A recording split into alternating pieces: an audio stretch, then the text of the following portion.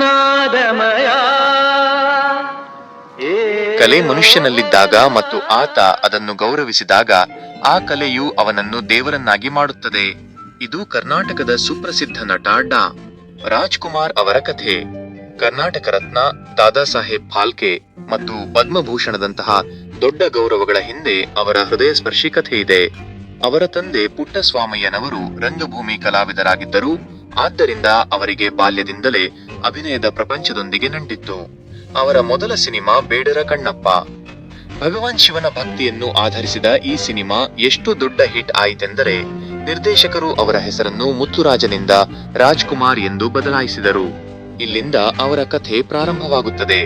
ಅವರ ಒಂದಕ್ಕಿಂತ ಒಂದು ಅದ್ಭುತ ಸಿನಿಮಾಗಳು ಮತ್ತು ಪಾತ್ರಗಳು ತೆರೆಯ ಮೇಲೆ ಬಂದಾಗ ಅವು ಒಬ್ಬ ನಟನಾಗಿ ಅವರ ವ್ಯಕ್ತಿತ್ವವನ್ನೇ ಬದಲಿಸಿದವು. ಅವರ ಸಿನಿಮಾಗಳು ಕೌಟುಂಬಿಕವಾಗಿರುತ್ತಿದ್ದವು. ಅದರಲ್ಲಿ ಧೂಮಪಾನ, ಮದ್ಯಪಾನ ಅಥವಾ ಅಶ್ಲೀಲ ದೃಶ್ಯಗಳು ಇರುತ್ತಿರಲಿಲ್ಲ. ಅವುಗಳಲ್ಲಿ ಪ್ರಮುಖವಾದವು ಕಸ್ತೂರಿ ನಿವಾಸ, ಬಂಗಾರದ ಮನುಷ್ಯ, ಗಂಧದ ಗುಡಿ, ಹೊಸ ಬೆಳಕು, ಭಕ್ತ ಪ್ರಹ್ಲಾದ, ಅದೇ ಕಣ್ಣು, ಭಾಗ್ಯದ, ಲಕ್ಷ್ಮೀ ಬಾರಮ್ಮ, ದೇವತಾ ಮನುಷ್ಯ, ಜೀವನ ಚೈತ್ರ. ರಾಜ್ಕುಮಾರ್ ಅವರ ಪ್ರತಿಭೆಯನ್ನು ಕಂಡು ಇಡೀ ಭಾರತದಿಂದ ಅವರಿಗೆ ಕೆಲಸದ ಆಫರ್ಗಳು ಬರತೊಡಗಿದವು. ಆದರೆ ಅವರಿಗೆ ತಮ್ಮ ಭಾಷೆಯ ಮೇಲೆ ಹೆಮ್ಮೆ ಮತ್ತು ಸಂಸ್ಕೃತಿಯ ಮೇಲೆ ಅಪಾರ ಪ್ರೀತಿ ಇತ್ತು. ಹಾಗಾಗಿ ಅವರು ಕನ್ನಡ ಹೊರತುಪಡಿಸಿ ಬೇರೆ ಯಾವುದೇ ಭಾಷೆಯಲ್ಲಿ ನಟಿಸಲು ನಿರಾಕರಿಸಿದರು. ಅವರ ಎಷ್ಟೋ ಸಿನಿಮಾಗಳು ಕನ್ನಡ ಚಿತ್ರರಂಗವಷ್ಟೇ ಅಲ್ಲದೆ ಇಡೀ ಭಾರತದಲ್ಲಿ ತಮ್ಮ ಛಾಪು ಮೂಡಿಸಿದವು ಮತ್ತು ಇತರ ಭಾಷೆಗಳಲ್ಲಿ ರಿಮೇಕ್ ಆದವು. ರಾಜ್ಯ ಮಟ್ಟದ ಶ್ರೇಷ್ಠ ನಟ ಪ್ರಶಸ್ತಿ ಯಾವಾಗಲೂ ಅವರ ಹೆಸರಿಗೆ ಮೀಸಲಾಗಿರುತ್ತಿತ್ತು. ಕೇವಲ ನಟನೆಯಲ್ಲದೆ 1992ರಲ್ಲಿ ಬಿಡುಗಡೆಯಾದ ಜೀವನ ಚೈತ್ರ ಸಿನಿಮಾದಲ್ಲಿ ಅವರು ಹಾಡಿದ ಹಾಡು ನಾದಮಯ ಈ ಲೋಕವೆಲ್ಲ ಎಷ್ಟು ಜನಪ್ರಿಯವಾಯಿತೆಂದರೆ ಆ ವರ್ಷ ರಾಜ್ಕುಮಾರ್ ಅವರಿಗೆ ರಾಷ್ಟ್ರೀಯ ಶ್ರೇಷ್ಠ ಹಿನ್ನೆಲೆ ಗಾಯಕ ಪ್ರಶಸ್ತಿ ಲಭಿಸಿತು. ನಟನೆಗಾಗಿ ಅಲ್ಲದೆ ಗಾಯನಕ್ಕಾಗಿ ರಾಷ್ಟ್ರ ಪ್ರಶಸ್ತಿ ಪಡೆದ ಭಾರತದ ಮೊದಲ ನಾಯಕ ನಟ ಇವರು.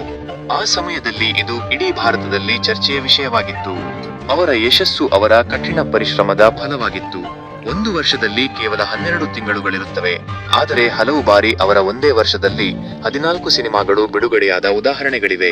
ಅವರಿಗೆ 1983ರಲ್ಲಿ ಪದ್ಮಭೂಷಣ ಮತ್ತು ನಂತರ 1995ರಲ್ಲಿ ಜೀವಮಾನದ ಸಾಧನೆಗಾಗಿ ದಾದಾ ಸಾಹೇಬ್ ಫಾಲ್ಕೆ ಪ್ರಶಸ್ತಿ ನೀಡಿ ಗೌರವಿಸಲಾಯಿತು.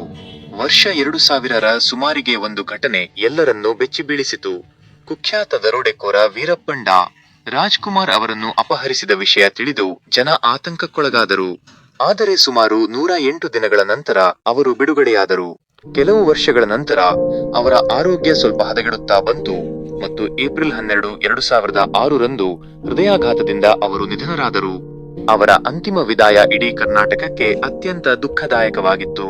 ಅವರ ಪಾರ್ಥಿವ ಶರೀರದ ಹಿಂದೆ ಸಾಗಿದ ಸುಮಾರು 20 ಲಕ್ಷ ಜನರು ಈ ಮಾತಿಗೆ ಸಾಕ್ಷಿಯಾಗಿದ್ದರು. ಒಬ್ಬ ಮನುಷ್ಯ ಶಿಸ್ತಿನಿಂದ ತನ್ನ ಕರ್ತವ್ಯ ಧರ್ಮವನ್ನು ಪಾಲಿಸುತ್ತಾ ಕೇವಲ ತನಗಾಗಿ ಮಾತ್ರವಲ್ಲದೆ ಸಮಾಜಕ್ಕಾಗಿ ಬದುಕಿದಾಗ ಆತ ದೇವರೇ ಆಗುತ್ತಾನೆ. ರಾಜ್ಕುಮಾರ್ ಅವರು ಕೇವಲ ಕರ್ನಾಟಕಕ್ಕೆ ಮಾತ್ರವಲ್ಲ, ಇಡೀ ಭಾರತಕ್ಕೆ ಹೆಮ್ಮೆಯಾಗಿದ್ದಾರೆ.